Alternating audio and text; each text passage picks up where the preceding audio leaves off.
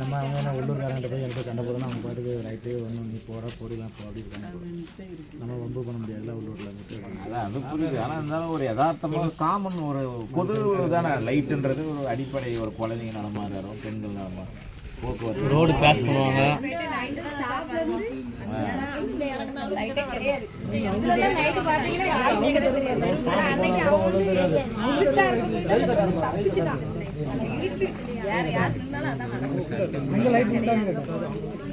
இப்போதைக்கு இங்கே என்ன பாருங்க, இப்போ இங்கே எல்லாம் போட்டிருக்கலாங்க, அவ்வளோ இடம் இருக்குது. இடம் இல்லாமல் இருந்தால் கூட பரவாயில்ல.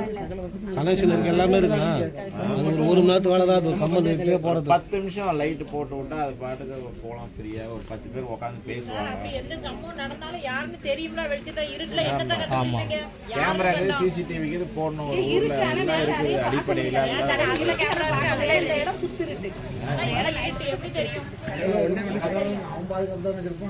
ஆமா, அவரு லைட் போடலன்னா இருட்டு தான்.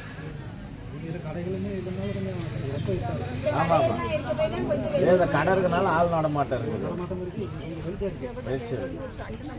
நல்லா புரிஞ்சுக்கணும். அதாவது காலங்கள் வளர்ந்துக்கிட்டே இருக்கு, தொழில்நுட்பம் பெருகிட்டே இருக்கு. நாம இந்த உரிமையை கேட்காம மௌனமாக இருந்தோம்னு எதுவுமே கிடையாது. பசிக்கு அழணும் பாட்டு ஒண்ணு வந்திருக்கு. ஆனா இந்த ஊர்ல அது அப்படியே தான் இருக்கு. நம்ம அடிமையா இருந்தது அந்த காலம் அப்படின்னு சொல்லுதாங்க. இப்ப அடங்காம இருப்பது இந்த காலங்க. ஆனா இந்த ஊர்ல இன்னும் அப்படிதான் இருக்கு, திருந்தல இன்னும். அடங்க மாதிரி அத்துமீறி நம்ம தாழ்த்தப்பட்டவங்கள உயிரோடு இருக்கக்கூடாது. ஐயா அம்மா இங்க சொல்லிட்டு போயிருங்க. ஆனா இன்னும் அப்படியே நடக்குது. கண்டிப்பா கண்டிப்பா. பழைய ஆளுங்க 15 பேர் இருந்தாங்க. இப்ப இந்த பசங்க இருக்க மாட்டேங்கலாம். ஒரு ஃபங்க்ஷன்லாம் வந்து ஆடம்பரமா செய்யறதுனால இவங்க இப்ப வாரானே அவங்ககிட்ட நம்ம பிள்ளைகிட்ட என்ன பாடம் படிச்சாலும் அப்படி கிடையாது. இங்க நம்ம 15 பேர் தான் இருக்கணும். யாரு அப்படி, அதனால அப்படி நம்ம களக்காடு அந்த சைட்லாம் ஒன்றும் இங்க அப்படிதான் பிள்ளைகளுக்கு அது புரிய மாட்டேங்குது.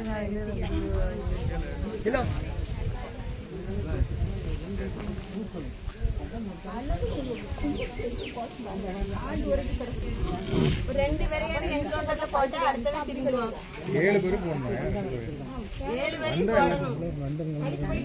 போடணும். சொல்லிருங்க, தண்டனைகள் கடுமையா இருக்குன்னு சொல்லுங்க.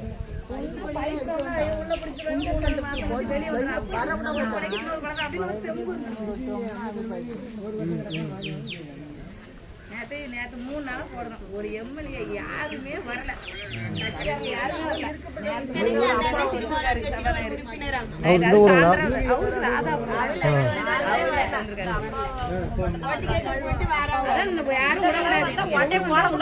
ஊர் முழுக்க ஓட்டே கிடையாது. யாரு வந்தாலும் சரி ஓட்டு கிடையாது. இது வரைக்கும் யாராவது வந்து என்ன யாருன்னு அதுக்கு பிரச்சனைக்கு கேட்டுருக்காங்களா? யாருமே வரல. அப்புறம் ஓட்டு மட்டும் கேட்கறதுக்கு அப்புறம் தாயி ஐயா ஐயான்னு ஓட்டு கேட்க வராங்களா? அப்புறம் எப்படி உட்கார போறாங்க? எங்களை விட மாட்டாங்க.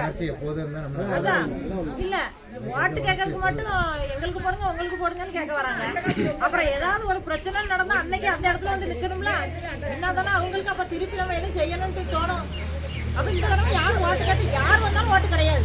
இந்த ஊரை ஓட்டு போடக்கூடாதுன்னு சொல்லியிருக்கு. ஓட்டு போட்டு என்ன செஞ்சாங்க? இது வரைக்கும் நடந்து 3 நாள் ஆச்சு. ஏதாவது பிரச்சனைக்கு ஏதாவது ஒரு முடிவு எடுத்துருக்காங்களா? ஒண்ணுமே கிடையாது.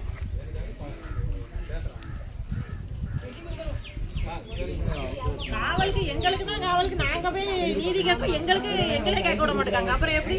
அப்ப அதுக்கு எதுன்னு தான் நீதி கிடைக்கும்?